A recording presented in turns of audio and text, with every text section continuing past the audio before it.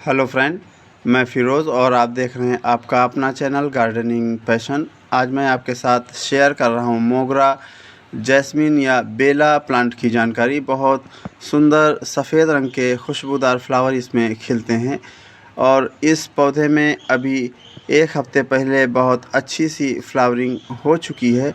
उस समय मैं आपके साथ वीडियो शेयर करना भूल गया। हालांकि इस समय केवल मात्र एक फूल है इस पौधे में और ये बहुत घना सा फ्लावर खिलता है।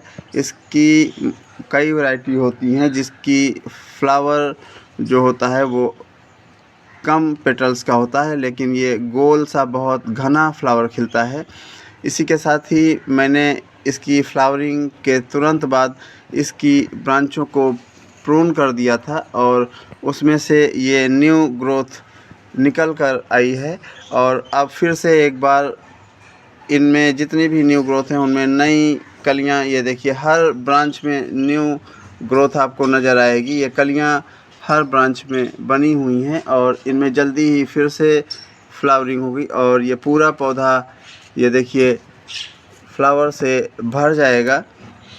उस समय मैं आपके साथ एक वीडियो और शेयर करूंगा इसकी केयर के बारे में। एक चीज़ और ध्यान रखनी चाहिए, इस बेला पौधे में एक शाखा ऐसी निकलती है जिसमें जो ये नोड एरिया होते हैं वो थोड़ा दूर दूर होते हैं और वो इस तरीके जैसे जैसे ये बेल बढ़ती है इसी तरीके से बहुत तेज़ी के साथ उस ब्रांच में ग्रोथ होती है, लेकिन उस ब्रांच को हटा देना चाहिए। ऐसी ब्रांच में फ्लावरिंग नहीं होती है और ये देखिए ये जो बहुत पास पास पत्तियां होती हैं उसी में बड्स बनती हैं और फ्लावर होती हैं। मेरी इस पौधे की हर ब्रांच में ये देखिए बड्स बन रही हैं और बहुत सुंदर फ्लावरिंग इसमें होती है। अगर इस पौधे की हम सनलाइट की बात करें तो इसको फुल सनलाइट में रखना चाहिए। इसको छायादार जगह पर अगर आप रखेंगे तो इसमें अच्छी फ्लावरिंग नहीं होती है। इसके साथ ही ये एक हैवी फीडर होता है और इसको 2 से 3 बार वर्ष में खाद ज़रूर दे देनी चाहिए। एक तो बसंत ऋतु यानी कि फरवरी माह में, दूसरे अक्टूबर माह में और तीसरे इसमें आप आजकल मई के महीने में हल्का सा फर्टिलाइज़र भी दे सकते हैं और इसकी रूट प्रूनिंग भी कर दें। काऊ डंग या वर्मी कंपोस्ट आप इसको दे सकते हैं। इसके साथ ही रासायनिक खाद के रूप में आप पोटास इसको दे दें। ध्यान रखें जब भी आप पोटास दें तो गमले के एक किनारे पर थोड़ा सा होल बनाएं और उसी में पोटास डाल दें और उसके बाद इस तरीके से उसको बंद कर दें। 2-3 जगह पर थोड़ी थोड़ी सी डाल लें किनारे पर, जिससे इसकी मिट्टी में धीरे धीरे पोटास का असर जाता है और इसकी रूट बची रहती हैं। इसकी बिल्कुल रूट के पास में कभी रासायनिक खाद को ना दें, खासकर पोटास को। आप इसमें डीएपी के दाने भी डाल सकते हैं 2-4 गमले। और ध्यान रखें इस जैस्मिन या मोगरा के पौधे को हमेशा बड़े पॉट में लगाएं। 18 इंच से छोटा पॉट इसके लिए ना लें क्योंकि इसकी रूट बहुत तेज़ी के साथ बढ़ती हैं और हर प्रूनिंग पर इसकी हर रिपोर्टिंग पर इसकी रूट प्रूनिंग कर देनी चाहिए, तभी इसमें अच्छी फ्लावरिंग होती है और न्यू ग्रोथ नीचे से निकल कर आती है। ये देखिए मेरे पौधे में हर जगह से मैं इसकी सॉफ्ट प्रूनिंग करता रहता हूँ हर फ्लावरिंग के बाद में। जैसे ही फूल सूखते हैं मैं उस हिस्से को हटा देता हूँ। ध्यान रखें एक और ये देखिए होती है, इसमें कुछ ग्रोथ होती है और उसमें अगले हिस्से पर कोई भी ग्रोथ नहीं होती है, बस यहीं पर आकर ये पौधा रुक जाता है।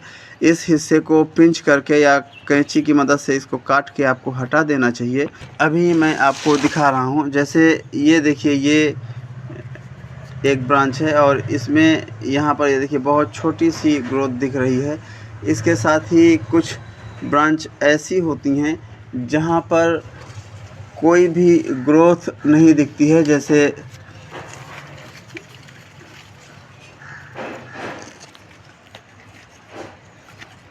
और उस हिस्से को आपको हटा देना चाहिए। इसको पिंच करके मैंने हटा दिया है जितनी भी ऐसी ब्रांच होती हैं और अब इस जहाँ से मैंने इसको हटाया है उसके नीचे से इस तरीके से न्यू ग्रोथ होने लगेगी और इसमें फ्लावरिंग भी होगी। इसके साथ ही ध्यान रखें इस मोगरा के पौधे को पूरी तरह सूखने ना दें, इसमें नमी बनाए रखें। मेरे गमले की मिट्टी अभी कुछ गीली है क्योंकि मैंने अभी सुबह ही पानी इसमें दिया है। और इस पॉट की मिट्टी को अगर आप बिल्कुल ड्राई कर देते हैं तो भी ये पौधा ख़राब हो जाता है और इस तरीके से पीले से चकत्ते पड़ने लगते हैं। इसके लिए आप इस पर कोई अच्छा सा फंगीसाइड का स्प्रे कर सकते हैं।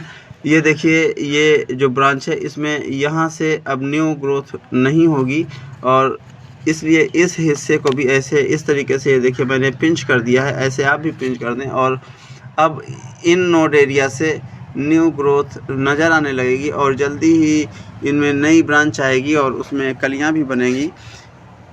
इसी के साथ ही कुछ चीज़ें और ध्यान रखनी चाहिए इस मोगरा पौधे के लिए। जैसे गुलाब के पौधे में एक जंगली शाखा नीचे से निकल आती है, इसी तरीके से इस बेला के पौधों में कुछ शाखाएं ऐसे निकलती हैं जिनकी नोड एरिया दूर दूर होते हैं और वो शाखा बहुत तेज़ी के साथ ग्रो होती है और उसमें फ्लावरिंग नहीं होती है। उस शाखा को बिल्कुल निचले हिस्से से हटा देना चाहिए, जहाँ से भी वो निकली है वहीं से उसको हटा देना चाहिए।